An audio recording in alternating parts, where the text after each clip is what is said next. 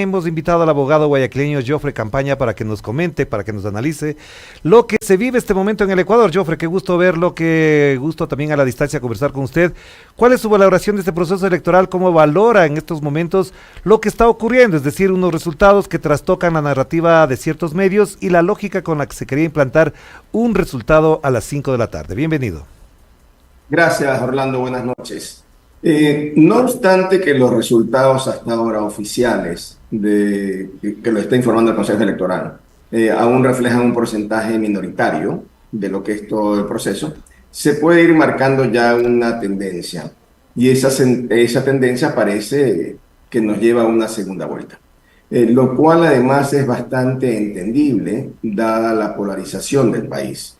Efectivamente, había un tremendo triunfalismo de parte del gobierno nacional, aupado por no solo el exit poll, que deberá ser, creo yo, investigado, sino también por una narrativa de los medios oficiales, entiéndase por medios oficiales toda esa prensa que está comprometida con el gobierno y que efectivamente buscaban enviar un mensaje de que aquí está todo resuelto, hay un triunfo inobjetable en una sola vuelta. Me parece que eso le hace daño a la democracia, eso determina que hay muy poca seriedad, tanto en el gobierno, cuanto en el Consejo Electoral, cuanto en esos medios, que siendo privados, en definitiva, son un parlante del oficialismo. Y creo en el fondo que no hay una mayor sorpresa. Es decir, el Ecuador hoy día está abiertamente polarizado entre lo que representa la tendencia del correísmo, la Revolución Ciudadana, y lo que representa la tendencia del anticorreísmo. Y en esa polarización, que no tiene mayor sorpresa, lo que sí llama la atención, en mi opinión, son dos o tres hechos puntuales que deben ser analizados. El primero, siempre se dijo que la Revolución Ciudadana tenía un cierto techo, 30%, 32%. Hoy día la tendencia implica que hay un porcentaje mucho más alto, lo cual es llamativo. Luego, los partidos tradicionales, entiéndase Social Cristiano, Creo, Izquierda Democrática, y la mayoría de los que existen tienen una derrota que los lleva a una casi anulación total y a creo que una necesidad de una reorientación total del sistema de partidos en el Ecuador, porque cuando tenemos que la gran base no supera el 1%, significa que no representan a nadie. Lo tercero que sí me llama la atención es el porcentaje aún relativamente corto de Pachakutik. Personalmente pensé que Pachakutik iba a tener una participación mucho más importante de la que hasta ahora ha tenido. No solamente porque representa en esencia al movimiento indígena, tiene en el país un porcentaje significativo, sino por la calidad de la campaña electoral que había realizado Leonidas Issa. Cuando se analiza con frialdad el discurso, el mensaje, las propuestas, yo creo que a lo mejor el contenido más interesante estaba de parte de Leonidas. Claro, juegan a su favor ciertos discursos llamativos, pero en contra lo que ocurrió en el gobierno de Lenín Moreno, el hecho de que se le haya responsabilizado totalmente del problema de Quito y una campaña mediática muy fuerte para anularlo. Pero no obstante, y aun cuando no tuvo un porcentaje que creo yo iba a ser superior, no deja de ser significativo tener un 5, 6 o 7%.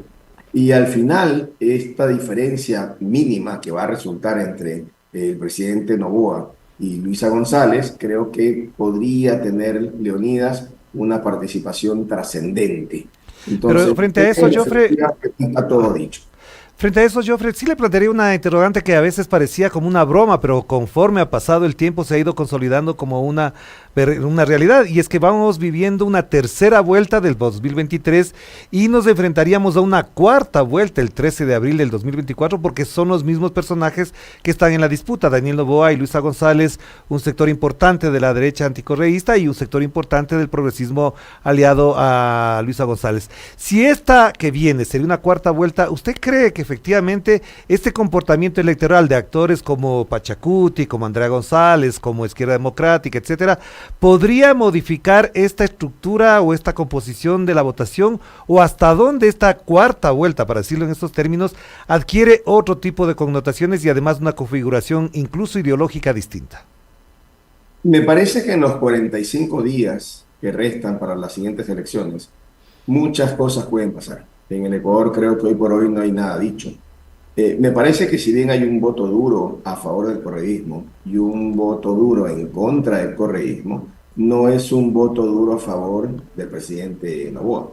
Y eso tiene mucha importancia porque mucha gente hoy día, ante los ataques que se han dado, enormes, ante la publicidad millonaria del gobierno, ante el irrespeto del gobierno de lo que representó la necesidad de que el presidente no sea presidente candidato, es decir, una avalancha millonaria de esta publicidad, sin contar con la ayuda de estos medios de comunicación, me parece que hay un voto todavía que aun cuando hoy día pudo inclinarse hacia el presidente Noboa, creo que no es un voto duro, porque no es un voto pro Noboa.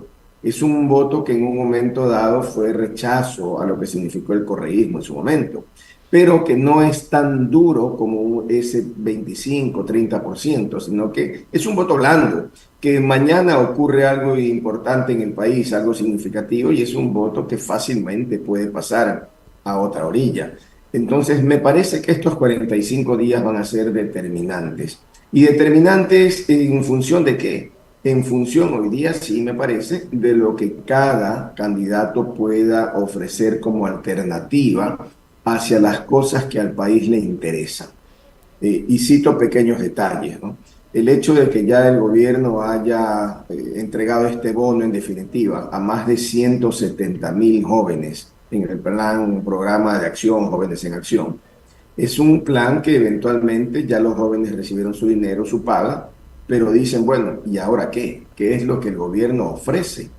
Luego, en estos 45 días, no sabemos qué puede pasar en temas de seguridad, se agudiza, se profundiza.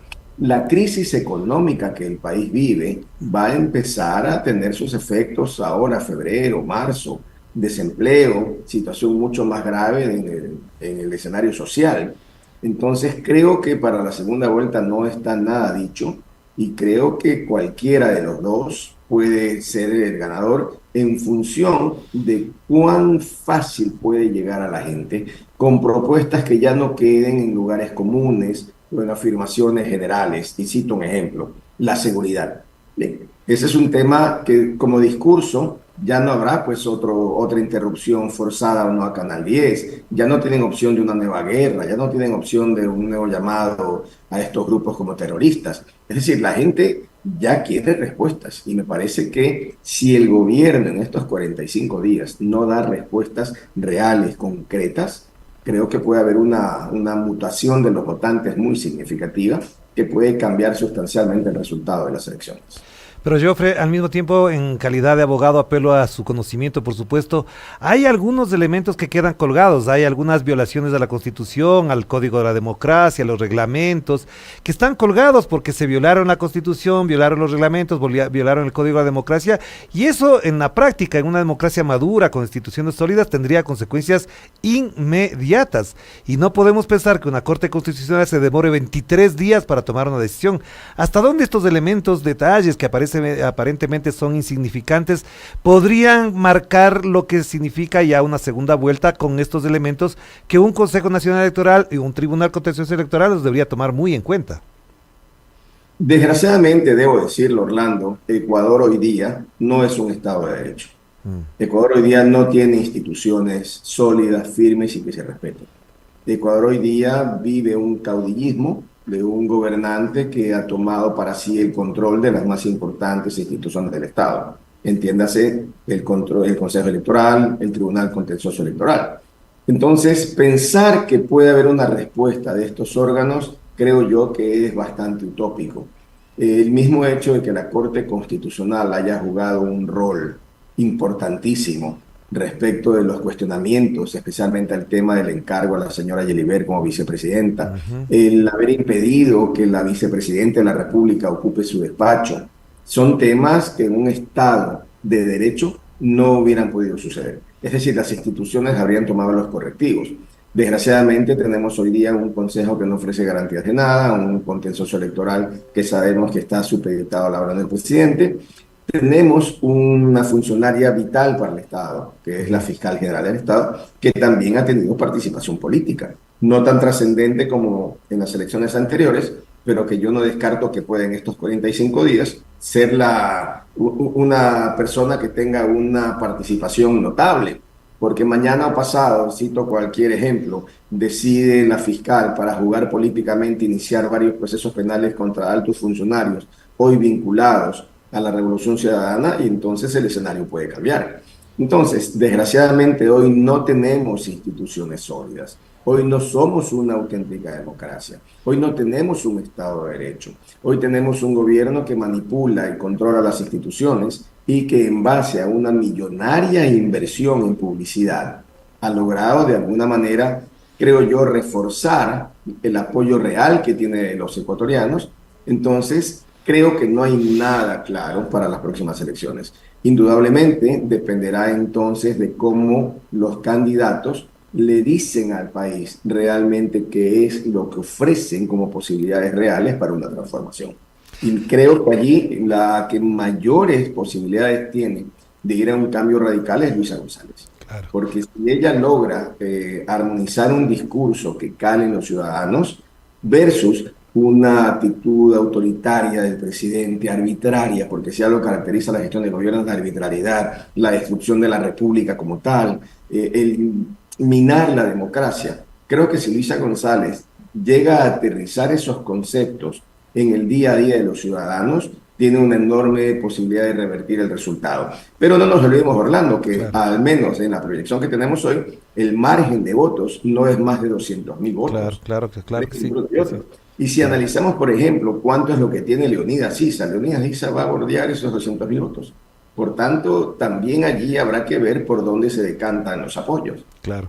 Pero Jofre, para terminar, si hay un actor importante que ha jugado un rol no muy protagónico dentro de la esfera mediática, pero que sí está jugando un rol importante en la medida en que coloca esta discusión sobre la institucionalidad, sobre un Estado de Derecho, y es la vicepresidenta Verónica Abad.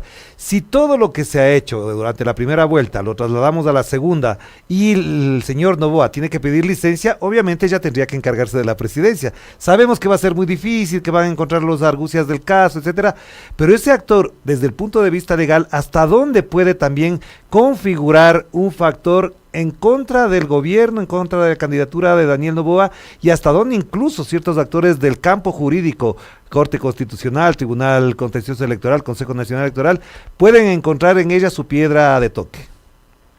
Me parece que la institucionalidad del país no va a ser trascendente en estos 45 años. Me parece que a los ecuatorianos poco les interesa si la señora Abad asume o no la presidencia. Creo que poco les interesa si la señora Yeliver, aún sin ninguna legitimidad, sigue actuando como presidenta interina. Creo que poco interesa si el presidente rompe la ley, rompe la constitución. Me parece que desgraciadamente lo que el ecuatoriano común y corriente, el que pone presidente, piensa es cómo llega a su casa con seguridad. Creo que eso es lo principal. Y luego, cómo hace para completar su comida de fin de mes y para pagar el alquiler y cómo logra conseguir algún trabajo que le permita tener el dinero para alimentarse. ¿Qué quiero decir con esto? Me parece que el detonante final en esta segunda vuelta no va a ser la institucionalidad, salvo, como decía hace un minuto, que la fiscal, por ejemplo, intervenga y ordene prisiones contra altos cargos del gobierno que no son afines al novoísmo, sino gente de la Revolución Ciudadana. Entonces, creo que salvo esas excepciones, lo que va a tener un rol protagónico es qué va a pasar con la economía estos días, qué va a pasar con la seguridad estos días, qué va a pasar con el día a día del ecuatoriano común. Y creo que el ecuatoriano común lo que hoy día está buscando es quién le asegura mayor tranquilidad en su vida cotidiana y quien le asegura llevar el pan a la mesa. Entonces, si el gobierno sigue usando la estrategia de los bonos, de los planes de jóvenes en acción, comprando en definitiva el voto, y si el gobierno quiere vender a través de la publicidad la imagen de que es un gobierno fuerte, transformador, nuevo, el que representa el nuevo Ecuador, aun cuando tiene las taras absolutas del viejo Ecuador, entonces tiene altas posibilidades. Pero a la par, y esto me parece también importante, creo que el anticorreísmo tiene ciertos hitos, ciertos puntos en los que en estas elecciones se equivocó. Cito ejemplos. Llevar a Ricardo Patiño a ser una especie de vocero de la revolución, cuando Ricardo Patiño encarna de alguna manera esa esencia del anticorreísmo, creo que es un error. Entonces, me parece que si Luisa González reorienta su campaña, tiene muchas opciones, en la medida en que el gobierno no compre votos a través de programas sociales y de la publicidad que implican millonarias inversiones con dinero además de los ecuatorianos. Pero, insisto, creo que aún es pronto para pensar o para visorar qué es lo que va a ocurrir en la segunda vuelta y creo que hoy por hoy tanto Luisa González como el presidente Noboa están en una igualdad de condiciones. Dependerá de ellos qué le pueden ofrecer a los ecuatorianos como temas tangibles para decantar el voto. Claro que sí. Muchísimas gracias, Jofre. De verdad es un gusto conversar con usted. La reflexión es bastante interesante para poder abrir este abanico de opciones, de pensamientos y de reflexiones alrededor de lo que estamos viviendo los ecuatorianos y las ecuatorianas en esta jornada del 9 de febrero. Un abrazo a la distancia. Que esté muy bien. Gracias, Fernando. Un gusto siempre.